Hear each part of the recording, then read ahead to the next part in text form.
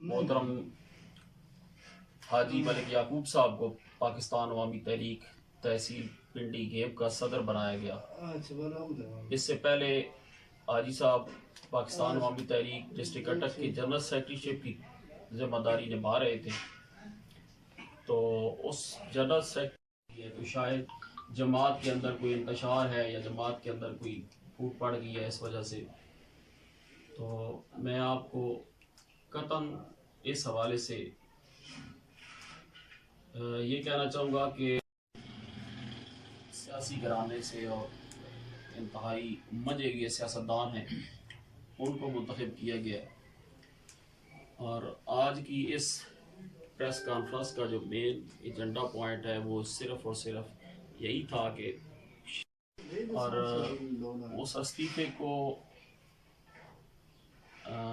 آگے چلایا نہیں گیا۔ اس کی کچھ وجہ تھی، کیونکہ میرے پاس ہی تھا وہ استعفیٰ، اور میرے بیٹے کی قرآن پاک حفظ کے حوالے سے آمین تھی، تو میں تھوڑا مصروف تھا، اس لیے اس کو میں انشاءاللہ مکمل منظم سسٹم بنائیں گے۔ تو مجید صاحب انشاءاللہ ہمارے ساتھ ہیں، ہمارے بھائی ہیں،